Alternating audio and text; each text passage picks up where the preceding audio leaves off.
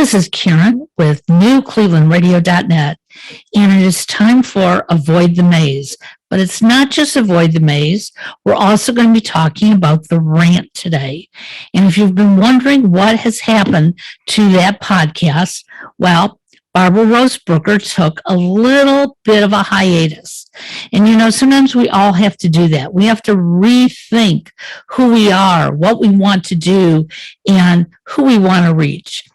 And one of the things I'm very amazed about is Barbara celebrated yet another birthday this year. And, it doesn't make any difference if you're 20, 40, 60, 80, or 100, because each day we have a choice to get up and live our life. And that's what Barbara did. In fact, last July, when Barbara told me she was going to be taking a break, I was really disappointed. I was disappointed because we got together on Wednesday afternoons and we ranted, and we ranted pretty good. And we had guests on who ranted along with us, and we talked about our passions. But Barbara said to me, Karen, I have a book to finish. I have some other works in line, and I'm teaching online. 80 years old plus and teaching online. Hey, that's pretty darn good, Barbara. So you took a break. What did you do during this break? Oh my God, Karen. First of all, 85, woo woo. Woo woo. And like you say, purpose is everything. Has nothing to do with age. Nothing to do, and yet it has everything to do with the longevity of life. Addressing your question, what did I do? Well, like everybody else, the pandemic was outside my window. I didn't leave my apartment. I was learning a virtual world, and I managed to finish 2 book projects, 2 memoirs, which I had been working on for 2 decades. Wow. And the pandemic allowed me, or made me realize, as I'm sure it's happened to many people out there, that I have these 2 projects I put aside because they were difficult. Well, let's finish them now because I'm not running outside to join friends for lunch, do the things, blah, blah, blah. A lot of stuff that I look at, I thought, I don't really miss that. I love it. Yeah, so that's what I was doing, and all my projects, and trying to learn a little more about, I call it virtuality. Well, and also during this time, your IT guru, who you had for a long time, moved away. And so you sort of are on your own right now trying to figure out a lot of this stuff. Oh, yes. I mean, technology and age need to be married when I think about it, because I'm a moron with technology. I don't have that quick acumen. You have it, Karen. I don't have it. So I really have to learn not just to call my friend Bill, who moved to Los Angeles and would, he was a tech doctor, I guess you could say. I have to really learn how to set up stuff. And we are on, all of us, whether you're 90 or 100 or 30 or what, we have to learn to acknowledge that this is another world. It's not going to go back. No, it definitely is not going to go back. And one of the things that I'm seeing, and I know you don't get out as much as I do, that there are more people 50 and older who are actually out in the workforce today. They may not have great jobs, okay? They may have taken a lot of these part-time jobs, but the youth of today has decided they don't want those jobs, okay? They want the big jobs, and yet those of us 50 and older, we are taking those jobs, and we're learning. If we didn't know the technology, we're learning the technology. And I think that's wonderful that I see this, because from here on in, we all have to keep up on what is going on in the world. And if we don't, we're going to be left behind. And we could be 20 and left behind, or we could be 80 and left behind. So we have choices to make.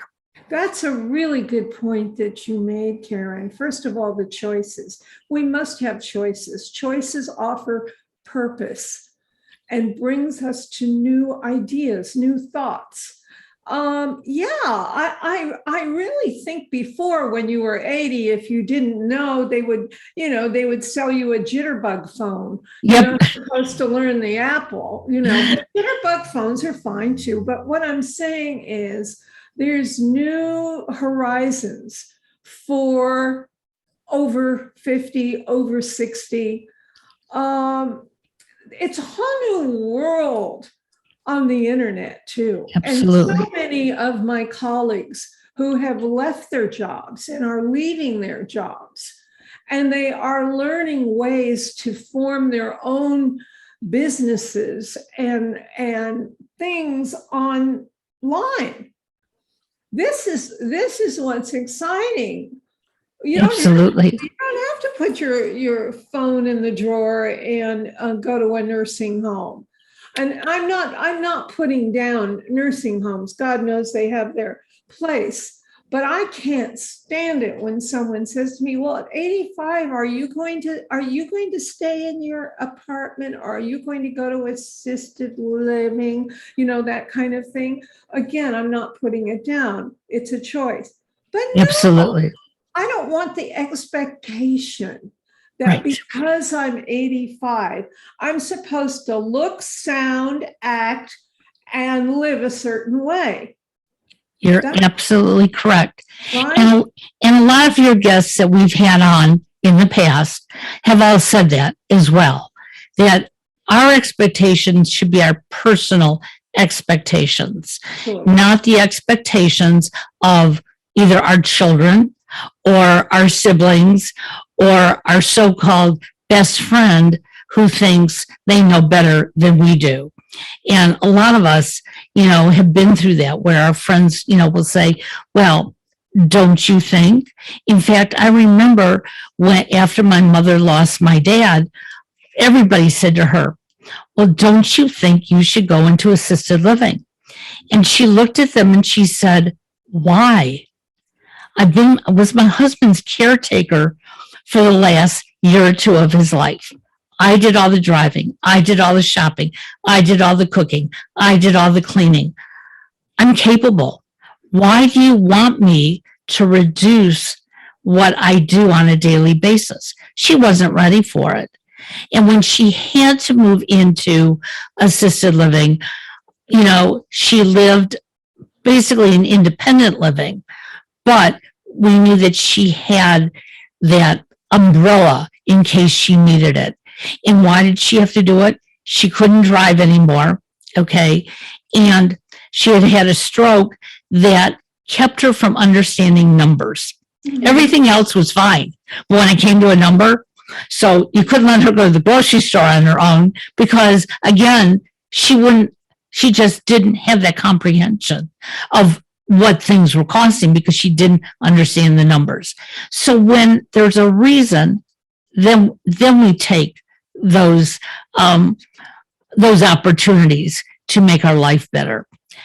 But one of the things that I want our listeners to know is that last March, out of a silly conversation that you and I had about 6 months prior, we were talking about your original Age March and how it came together. And here it was, just a little over 10 years, and you wanted to do another march, but it was the pandemic. And we had just started recording on Zoom, and I said to you, oh, we can do one on Zoom. Right. And thank God your daughter said, Karen, do you know what you're doing? And I was like, well, I can learn. But she knew that it was way too much for me. So thanks to her putting a group of people together last March 2021, you held the biggest Age March ever. And it was virtual, and it's still going on.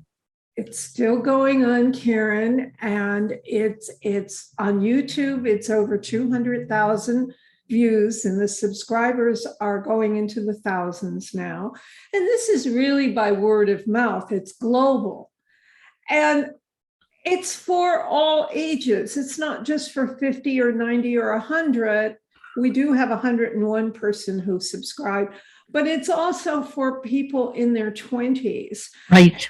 Yes, because systemic ageism exists. Right. It's built into our psyches.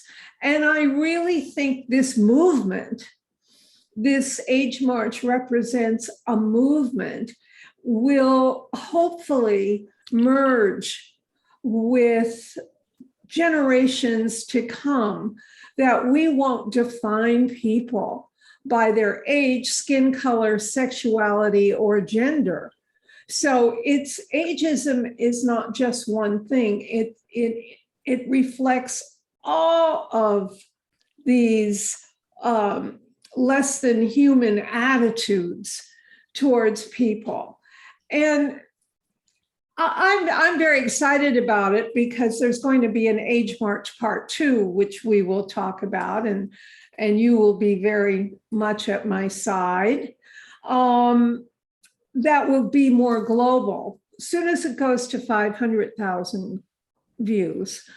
And I thank all the people who are joining agemarch.org, because if they join and it's free, then their name is on the database and they will automatically be on the next Age March.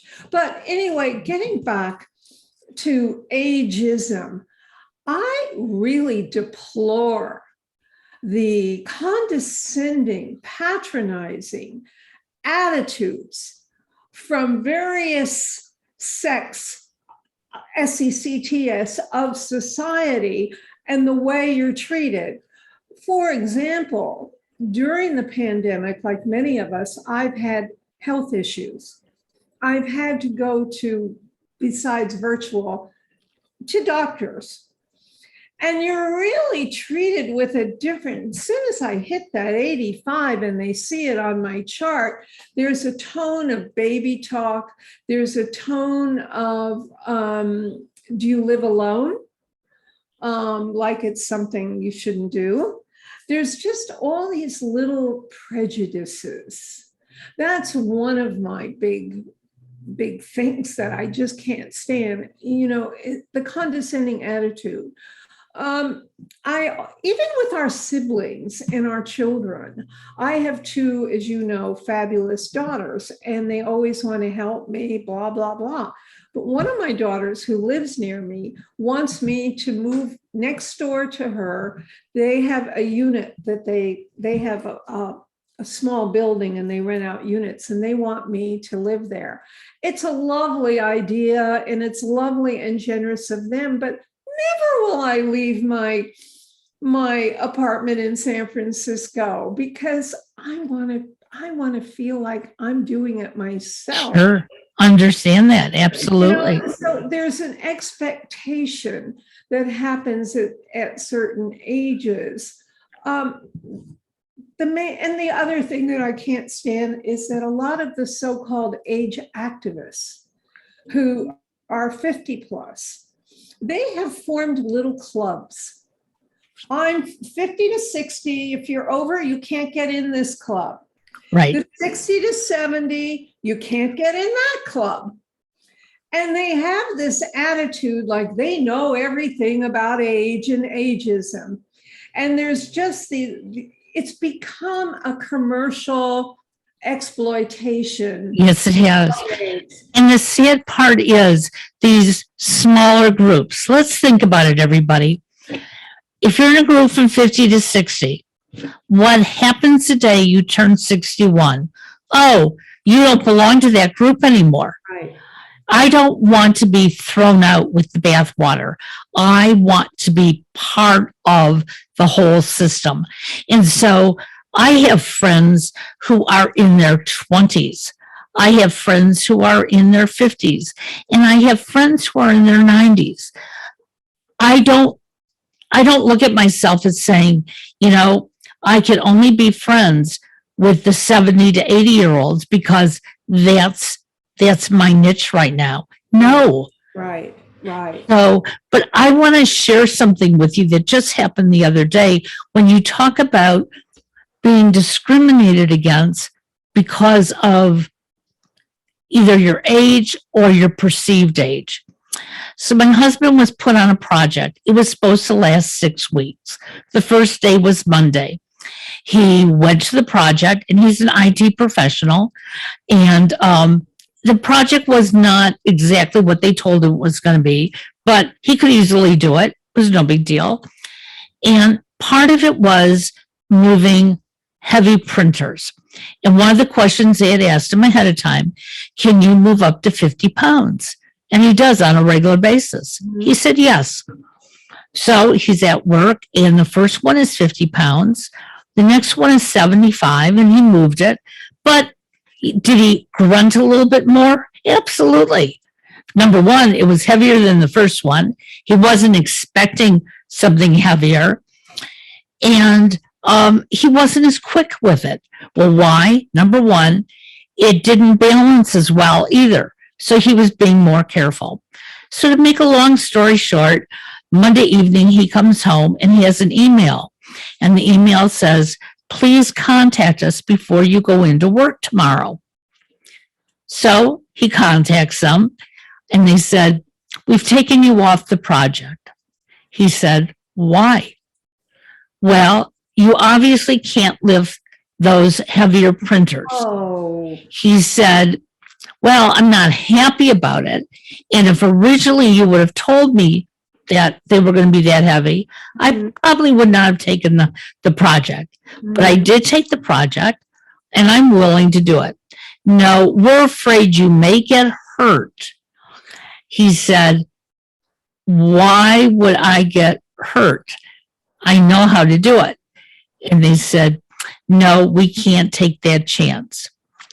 So he openly came out and he said, does somebody think I'm too old to do it? Of course. And the person said, well, we're not allowed to say that, but we think it.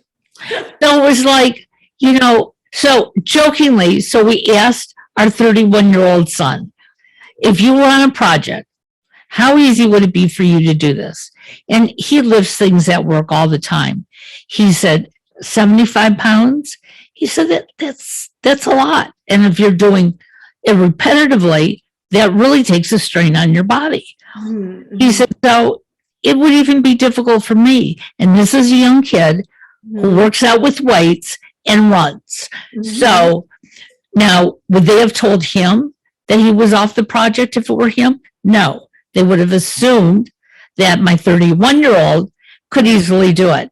But my husband, who they don't know how old he is, and I'm not afraid to share it, he's 71 years old. No.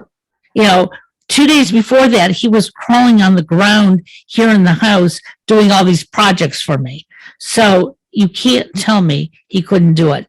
But ageism was what took him off the project. Absolutely the voice of ageism. Yes. It's a whisper, it's an averted gaze, it's a tone, and it happens all the time. I mean, doctors won't even run certain tests on you at a certain age because they figure you're going to die anyway soon. So they're not going to bother. I'm not kidding you.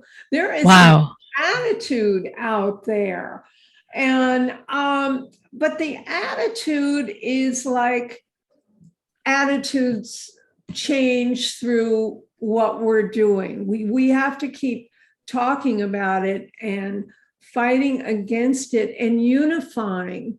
Over 60 people, they need to respect the younger people as well. Right.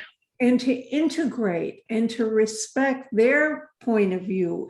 If we could all help each other and integrate with each other, it would be wonderful. For example, Betty White. I am very fortunate. I have Betty White endorsement on my first age march. It's on wonderful. On my YouTube. If you go on and you play back some of the things she's there. She was so wonderful. And as she said, when someone asked her at 90, how it felt to be working and so forth, she said, I couldn't, it's what I do. It's who I am. Exactly. She was such a good example. Rita Moreno is another fabulous example. Glamorous as a pistol, you know what I mean? Excited about life. Now, I'm not, for those out there I have friends who have health issues. They're caught in a wheelchair or they're caught recovering from a stroke.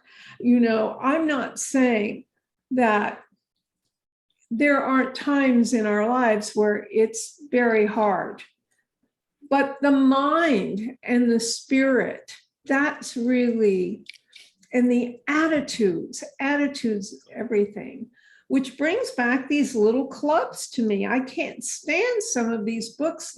They're how to age, how to be at 50, how to be at 70, blah, blah, blah, blah, blah. I don't think there's a formula. No, there's not. It's all individual, don't you think? It absolutely is, because, one of the things that my mother, I'm not going to say she taught me, but she influenced me.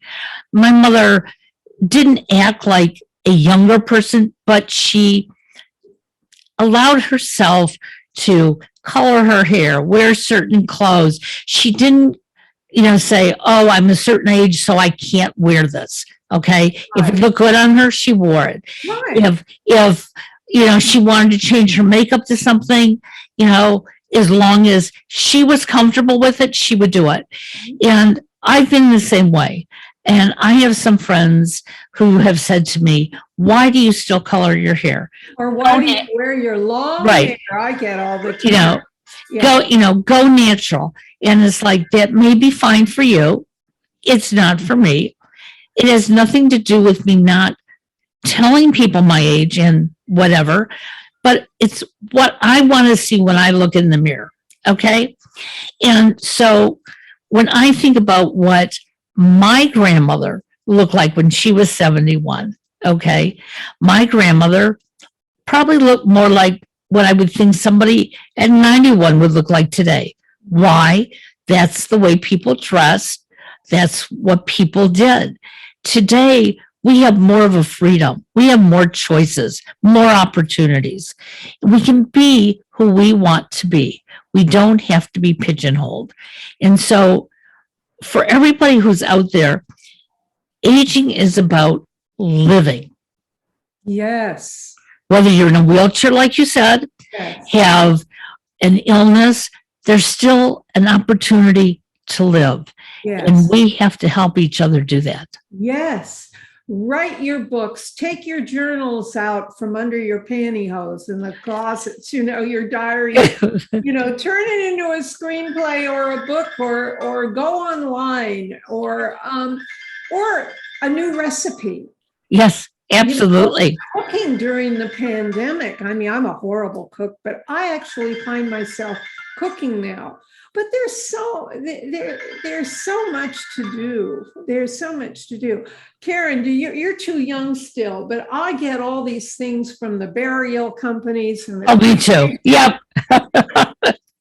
Do you have your will? You're this, you're that, or blah, blah. But what's sad is so many people after 62, they feel that it's all over. I've talked to women, well, I can't get a job at my age, or I have to lie. Now, the lying is like turning yourself into somebody else. Right. It's really sad. And that brings up other things that I find sad. Cosmetic surgery. I'm not against, listen, look, I wear the scarves to hide the jowls. I'm not against making yourself look better. What I'm against is the feeling that you have to get fillers and Botox and this and that in order to present yourself as young.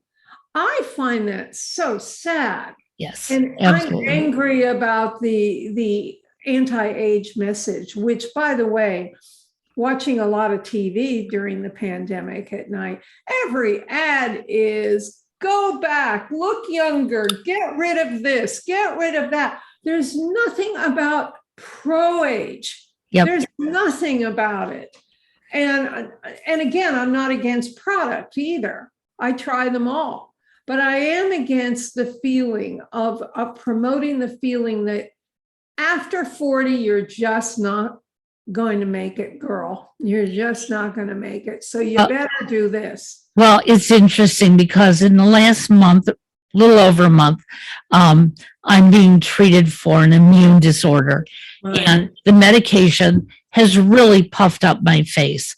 And there have been times when I'm doing a show that obviously I'm looking at myself on screen and I go, oh my God.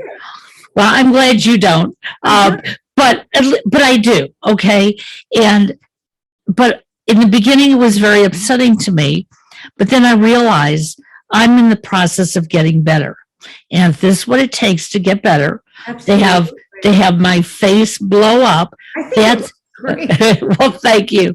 But but that's okay.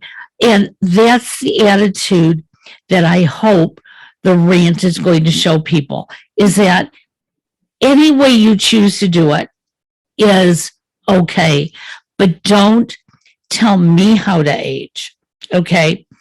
And I'm not going to tell you how to age, but I don't also want people sitting around complaining that when they've hit 50, when they hit 60, their life was over. Because we're all looking at Barbara at 85. How many books do you have, Barbara? Well, there's about 14 I've published, but I'm Okay. still hoping for the next ones will be bestsellers. Okay, but you're still writing. Of course. You paint. Okay, she has a beautiful series, and if you go out to newclevelandradio.net, you'll see all of her paintings out there. She has done public speaking. You're the founder of Age March, and you don't walk around with a big sign saying, look at me. You're saying, look at us. Okay. That's the whole thing. Look, Karen, I was in Walgreens a couple days ago, standing in line, picking up my meds, and I couldn't remember anything. I was talking to my friend on the phone the other night, and I was blank. I kind of stumble when I stand up. My legs kind of hurt. I'm not getting enough exercise, blah, blah, blah. I'm not saying, oh, look at me, how fabulous I am at 85 and blah, blah, blah. But I can't wait to get up in the mornings and do my work and to explore ways of finding new income and doing things, because that's one of the messages too, and that I respect so much about you. If you want to do it, you do, and you go online, do it. Get someone to help you with the technology, But absolutely, everything is open now. Everything. And I just think that there's so much available, and that the numbers were given. Look, we're very lucky. I feel very lucky to be 85 and doing what I do. Oh, absolutely. I got, wow, I really feel lucky, and I feel terribly sad for people who don't think they can. Absolutely. Well, and that's why we have to change that message.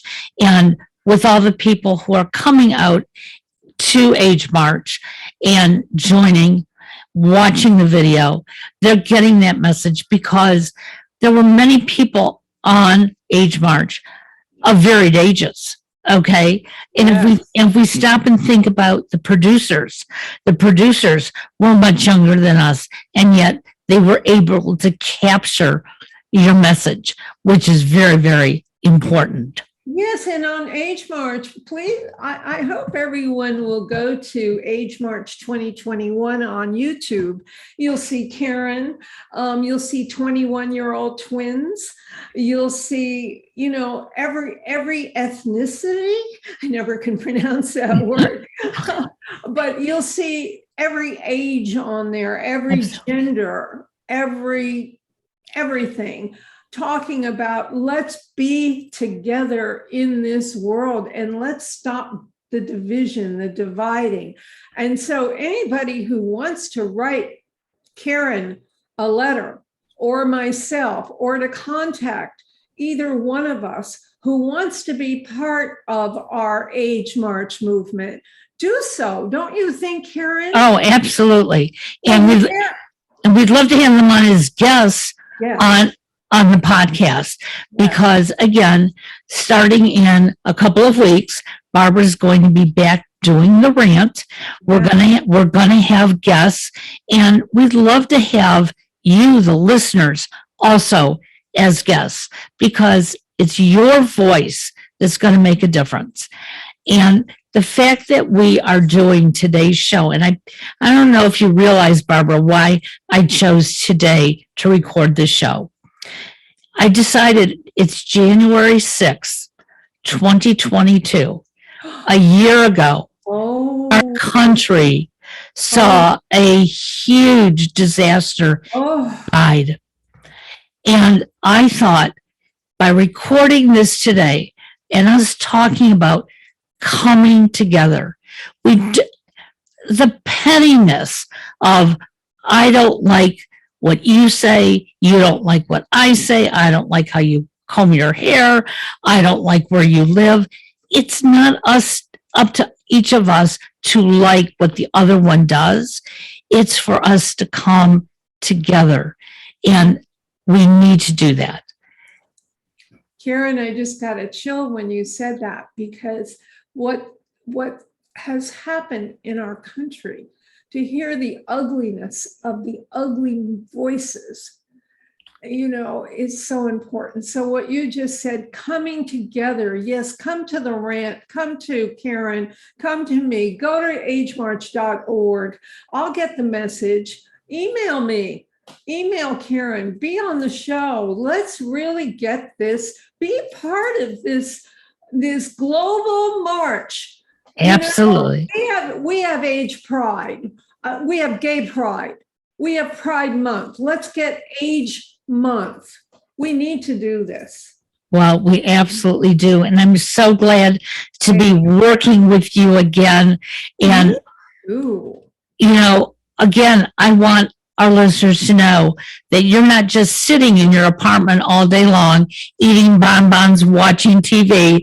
You are working. And you know what? That's what keeps us vital. So thank you, Karen. I love being back, and I can't wait till the next one. We'll talk soon. Have a great day. Bye. Bye now.